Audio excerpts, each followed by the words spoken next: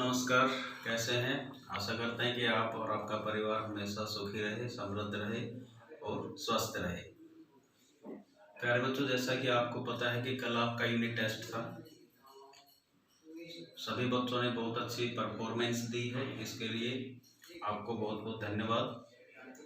आज मैं उसी यूनिट टेस्ट का सॉल्यूशन आपके सामने पेश कर रहा हूं। जो ऑब्जेक्टिव टाइप 20 क्वेश्चंस है, उनके आंसर्स मैं आज आपको बताने जा रहा हूं। अपने पेपर से उन क्वेश्चन आंसर का आप मिलान कर सकते हैं। वो क्वेश्चन आंसर किस तरह से है? सबसे पहले जो क्वेश्चन था कि शीत युद्ध किन देशों के बीच जारी था।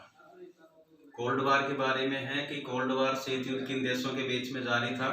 तो इसमें ऑप्शन थे अमेरिका, इंग्लैंड, सोवियत संघ, फ्रांस, सोवियत संघ इंग्लैंड, सोवियत संघ अमेरिका। तो इसका जो आंसर वो डी था, द सोवियत संघ अमेरिका। दूसरा क्वेश्चन है गुटनिरपेक्ष आंदोलन की जड़ में किसकी भूमिका थी। जो नॉन अलाइन मूवमेंट था, उस नॉन अलाइन मूवमेंट को शुरू करने में महत्वपूर्ण रोल किसका था। इसमें ऑप्शन थे Jawaharlal Nehru, Joseph Broz Tito, Gamal Abdul Nasser, उपयुक्त सभी। तो इसके अंदर इन तीनों महत्वपूर्ण जो रोल था वो तीनों का ही था। Jawaharlal Nehru, Joseph Broz Tito, Gamal Abdul Nasser, इन तीनों व्यक्तियों का नॉन अलाइन मूवमेंट गुटनिरपेक्ष आंदोलन में महत्वपूर्ण भूमिका रही है। तो इनका आंसर भी आपका द डी रहेगा। तीसरा जो क्वेश्चन था ये जो शॉक थेरेपी है उसका अर्थ क्या है। शॉक थेरेपी का मतलब क्या है? इसमें आंसर जो ऑप्शंस दिए गए थे, सहायता पहुंचाना, सहायता देने से इनकार करना, आघात पहुंचाकर उपचार करना और नियंत्रण रखना। तो इसका आंसर होगा स, आघात पहुंचाकर उपचार करना। चौथा क्वेश्चन है न्यूयॉर्क स्थित वर्ल्ड ट्रेड सेंटर पर हुए आतंकवादी हमले को क्या कहते हैं। अमेरिका के अंदर वर्ल्ड ट्रेड सेंटर है, उस पर ओसामा बिन लादेन के द्वारा उस वर्ल्ड ट्रेड सेंटर पर आतंकवादी हमला हुआ था। उस आतंकवादी हमले को क्या कहा जाता है? 9/10, 9/11, 2/11, 5/11। तो उसको कहा जाता है 9/11। 9/11 उस आतंकवादी हमले का नाम दिया गया है। अमेरिकी जो इंग्लिश है उसके अंदर जो डेट होती है, जो मंथ होता है वो पहले लिखा जाता है और जो डेट होती है वो बाद में लिखा जाता है, इसलिए इसको 9/11 के नाम से जाना जाता है। ये 11 सितंबर को हुआ था। ये आतंकवादी हमला 11 सितंबर को हुआ था, लेकिन अमेरिकी इंग्लिश के अंदर इसको मंथ को पहले लिखा जाता है, इसलिए इसको 9/11 के नाम से जाना जाता है। यूरोपीय संघ की मुद्रा का क्या नाम है? देखिए, यूरोपियन संघ की मुद्रा, इसमें ऑप्शन दिए थे यूरो, रूबल, डॉलर, पाउंड। तो जो यूरोपियन यूनियन है उसकी मुद्रा का नाम है यूरो। तो ए ऑप्शन है ए। नेक्स्ट है SAARC, South Association of Regional and Cooperation. ये जो सार्क है इसकी स्थापना कब हुई थी? सार्क की स्थापना हुई थी, इसमें ऑप्शन है 1985, 1990, 1993, 1995। तो सार्क की स्थापना 1985 में हुई थी, 1985 में। इसमें ए ऑप्शन है। नेक्स्ट क्वेश्चन है सुरक्षा परिषद में कितने देशों को वीटो का अधिकार प्राप्त है। तो आपको पहले बताया गया था कि सुरक्षा परिषद के अंदर 15 सदस्य होते हैं, जिसमें 5 स्थायी और 10 अस्थायी होते हैं। तो जो 5 स्थायी सदस्य है उन सबको वीटो की पावर प्राप्त है। तो इसमें ऑप्शन होगा बी, 5। नेक्स्ट है भारत और पाकिस्तान ने सिंधु जल संधि पर दस्तखत कब किए। ये नदी जल जो विवाद है वो भारत और पाकिस्तान के बीच में चल रहा है। सिंधु नदी के जल को लेकर कि कितना हिस्सा भारत का होगा, कितना हिस्सा पाकिस्तान का होगा। तो ये जो फैसला हुआ था, समझौता हुआ था, उसको सिंधु जल समझौते के नाम से जाना जाता है। और ये सिंधु जल समझौता हुआ था 1960 में, 1960 में हुआ था। 9वां क्वेश्चन है कुवैत को ईरान से मुक्त कराने के लिए कौन सा सैन्य अभियान चलाया गया। तो कुवैत को इराक से मुक्त कराने के लिए ऑपरेशन डेजर्ट स्टॉर्म का नाम दिया गया था, ऑपरेशन डेजर्ट स्टॉर्म। 10वां क्वेश्चन है दक्षिण पूर्व एशियाई संगठन में शामिल देश कौन कौन से हैं। आसियान बोलते हैं, दक्षिण पूर्व एशियाई संगठन, इसको आसियान कहा जाता है। इसमें ये जो तीनों देश दिए गए थे, वैसे तो 5 देशों ने आसियान की स्थापना की थी, उसके बाद उसमें और भी देश शामिल हो गए थे, लेकिन इंडोनेशिया, मलेशिया, फिलीपींस, ये तीनों देश आसियान में शामिल है। तो उपयुक्त सभी इसमें आएगा।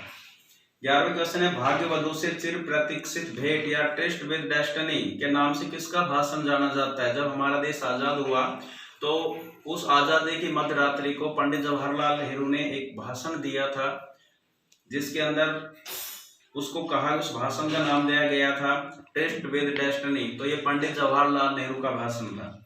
नेक्स्ट क्वेश्चन है, विभाजन के समय भारत में कुल देशी रियासतों की संख्या कितनी थी? तो उस समय भारत के अंदर 565 कुल देशी रियासतें थी। नेक्स्ट क्वेश्चन है, भारतीय संविधान को लागू कब किया गया? तो भारतीय संविधान को लागू किया गया 26 जनवरी 1950 को।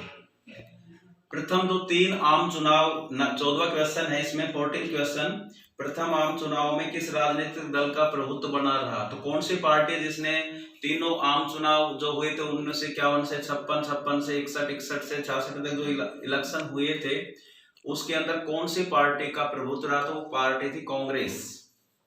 नेक्स्ट है, भारत में पंचवर्षीय योजना कब लागू की गई? तो भारत का आर्थिक विकास करने के लिए पंचवर्षीय योजना को शुरू किया गया था और ये शुरू किया गया था 1951 में। नेक्स्ट है, पंचशील समझौता किन देशों के बीच हुआ? पंचशील में 5 सिद्धांतों के बारे में बताया गया था। तो भारत के पंडित जवाहरलाल नेहरू और चाइना के चाउ एन लाई के बीच में ये समझौता हुआ था। तो ये पंचशील का जो सिद्धांत है वो भारत और चीन के बीच में हुआ था। नेक्स्ट क्वेश्चन है, जय जवान जय किसान का नारा किसने दिया था? तो जय जवान जय किसान का नारा लाल बहादुर शास्त्री ने दिया था। तो ऑप्शन सही आएगा, सी आएगा इसके अंदर।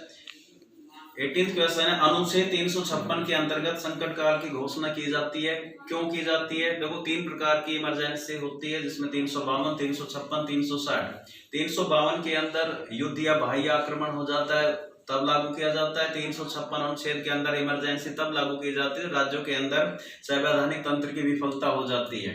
360 वाला वित्तीय आपात है। तो 356 के अंतर्गत जो संकट काल है वो कब लागू होता है? इसमें द आंसर है राज्य में संवैधानिक तंत्र की विफलता के कारण इसको लगाया जाता है।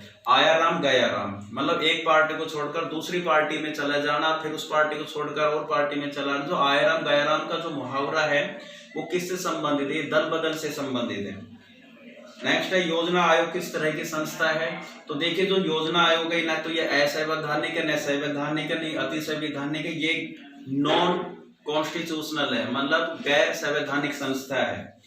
ये आपके 1 मार्क्स के 20 क्वेश्चन थे, जो हाफ मार्क्स के 20 क्वेश्चन थे, जो कि 10 मार्क्स के थे। इसी तरह सेक्शन बी के अंदर पूर्वी और पश्चिमी गठबंधन क्या है? जैसे कोल्ड वॉर शुरू हुआ था, शीत युद्ध शुरू हुआ था, तो जो देश